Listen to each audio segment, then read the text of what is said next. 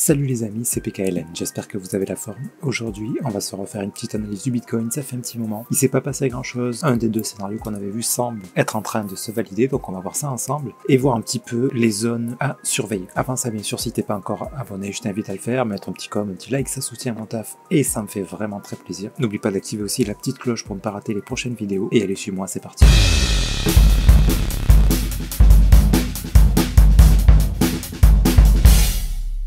Alors, le Bitcoin, donc bon, c'est toujours un peu nimp ce marché-là, et il se passe toujours pas grand-chose.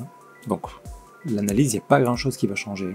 On a eu cette impulsion baissière, on attendait la correction pour éventuellement continuer la tendance baissière. On avait de bonnes probabilités de croire qu'il y aurait un running, sauf que dans cette zone, on n'a eu aucun setup de vente, même plutôt des setups d'achat, donc le marché a décidé de venir casser ce top, donc ça n'est plus un running.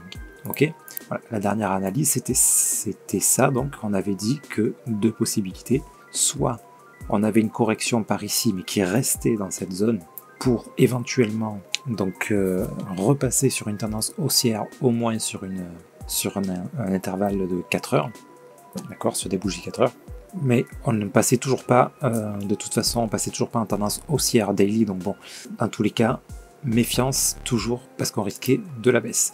Et on avait dit même qu'on s'attendait plus probablement, je crois que c'était par là, il y avait déjà eu une belle impulsion baissière, donc on s'attendait un petit peu plus probablement donc à l'expanding. L'expanding, il faut savoir que c'est quand même une structure qui est plus rare, surtout sur Bitcoin, donc c'était pas privilégié non plus, mais vu l'impulsion baissière qu'il y avait ici pour la correction de cette impulsion, bon, il aurait vraiment fallu que ça se retourne pour nous valider une correction qui nous annonce de la hausse. Donc on n'a pas eu tout ça, bien sûr, ça a fait que chuter. Donc bon, je pense que vous avez deviné ce que je vais attendre. La fin de l'expanding.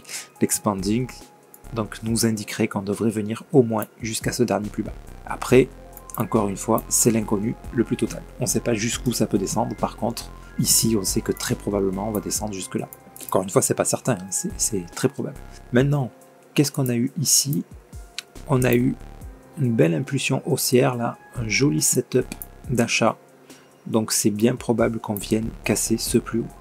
Maintenant, le tout, par contre, c'est impulsion baissière, hausse, baisse, hausse. Le tout nous donne une grosse correction et ça nous donne un régular ici qui nous indique une continuation baissière. Donc voilà, je ne serais pas étonné qu'on vienne péter ce plus haut là. Enfin, c'est même pas que je ne serais pas étonné, c'est que ça serait logique, ça serait bon pour la structure, ça serait, voilà. Ça c'est des mouvements tout à fait naturels et qui sont très sains. Donc c'est ce qu'on va attendre. Ok, voilà, ça va être à mon avis le plus probable. Maintenant, ça peut être invalidé. Hein. Pour s'invalider, il faut vraiment une grosse impulsion et une correction qui reste en haut assez longtemps pour nous dire non, on va pas faire un expanding, on va faire autre chose. On est parti sur une nouvelle tendance haussière. Bref, c'est très peu probable.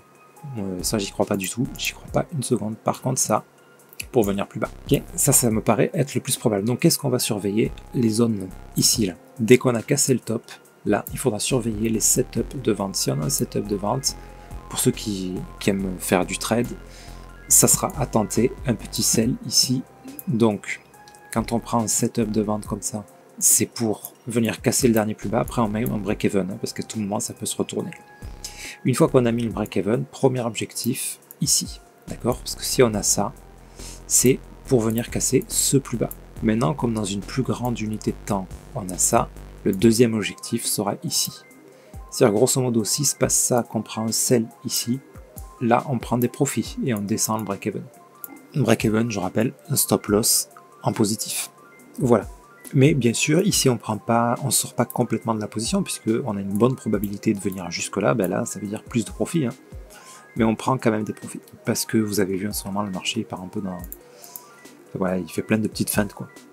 Plein de petites feintes. Notamment ici, là. On s'attendait à un running, ben non, il est venu casser le top pour finalement descendre.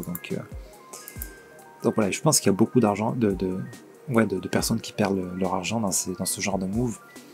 Donc là, j'espère que vous êtes bien prudents, les amis.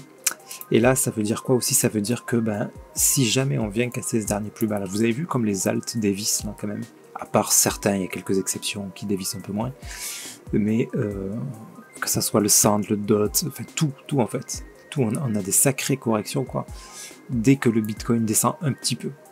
Donc si on vient avoir un Bitcoin qui fait ça, s'il y a des alts que vous voulez cumuler, ben, il va y avoir des opportunités ici avec des alts vraiment très très peu chers.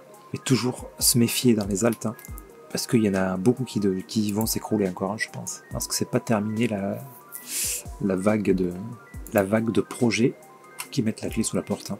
Il y a de bonnes probabilités que ça continue, si ça continue de baisser comme ça, bref voilà quoi. Si on fait une analyse un peu plus long terme, ça fait longtemps qu'on l'a pas vu, on va rappeler encore une chose, un journalier ici. Là pareil, vous voyez, quand on remonte, on a une baisse franche, une correction.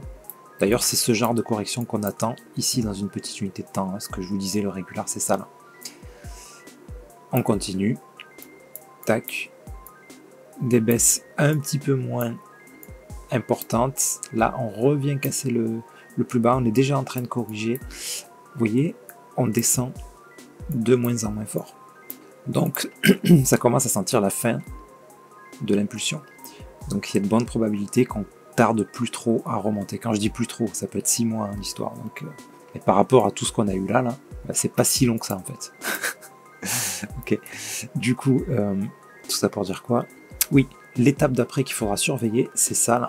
Parce que c'est possible qu'on fasse ça, qu'on reparte à la hausse pour nous donner ici encore un running et venir chuter encore une fois vraiment très léger pour après au final nous donner une impulsion haussière et enfin se retourner. Vous voyez ce type de mouvement là qui fait ça, ça traîne là un petit moment et après ça commence à se relancer.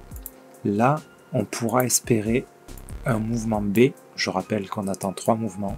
Ça c'est le A. On attend un B. Jusqu'où on ne sait pas, mais quand même une bonne amplitude et qui dure très longtemps. D'accord. Là on a 1 an de chute si c'est pas plus. Plus, ouais, on a plus d'1 an de chute. Donc le B il peut durer 1 an et demi hein, sans problème.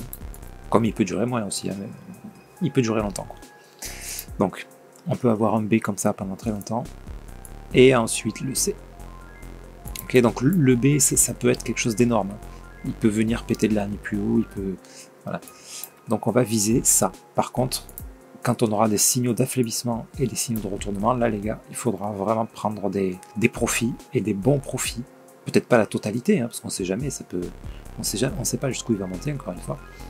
Peut-être pas la totalité, mais prendre des profits parce que si on obtient ce C là, ben on voudra avoir des liquidités ici pour re-rentrer au même prix qu'on est aujourd'hui, voire peut-être même encore moins cher, quoi. Donc voilà pour ce qui est de mon analyse long terme. Mais ça, on a le temps de voir venir. On va voir petit à petit. Là, pour l'instant, regardons ce qui se passe jour par jour. Dans tous les cas, vous voyez que ça commence à sentir la fin ici de la baisse. Donc, moi, à chaque fois que je peux, là, je commence à cumuler un petit peu. Mon DCA, là, notamment sur Ethereum. Voilà, chaque mois, je mets un petit peu. Là, j'ai mis pour le mois de décembre, j'ai mis quand on a eu la chute. Par là, je crois, on était à 1100 à peu près. Ouais, par là. Là, j'attends encore un petit peu, on verra. Ah non, c'est là. Ah, je sais plus. Enfin, bref. Non, pour le mois de décembre, j'ai mis là, j'ai mis il y a quelques jours. Voilà, ça me démangeait trop d'acheter. J'ai dit, bah allez, c'est bon. On est bientôt en janvier, de toute façon, donc... donc voilà. Mais bon, pareil pour l'Ether, hein, je l'attends venir plus bas, au moins plus bas que ça, là. Plus bas que 1069, là. Donc voilà, je garde un petit pécule pour ici continuer d'en acheter. Ok les amis, je crois que c'est tout ce que j'avais à dire, pas grand chose encore une fois, hein. On est toujours dans cette même zone, donc bon, il se passe pas grand chose. On garde patience et on profite surtout des fêtes pour se distraire un peu, penser un peu à autre chose. Moi en ce moment je regarde même plus tous les jours les marchés, voilà, puisque je sais que de toute façon ça va durer cette histoire, et puis voilà, je jette un œil, on va dire une fois le soir avant de me coucher, voir si on n'a pas cassé le plus bas là, hein, au cas où, voilà. Ça, quand ça arrivera, je mettrai un petit billet. Mais on en profite pour se détacher un petit peu de tout ça, les amis. Et puis, sur ce, je vous souhaite à tous d'excellentes fêtes. Voilà, je risque de ne pas faire de vidéo de quelques jours. Bien sûr, je vais profiter un petit peu de la famille et des amis pour Noël. Et donc, profitez bien aussi de votre côté. Et je vous dis donc à très bientôt. Passez d'excellentes fêtes, les amis. C'était PKLN, merci.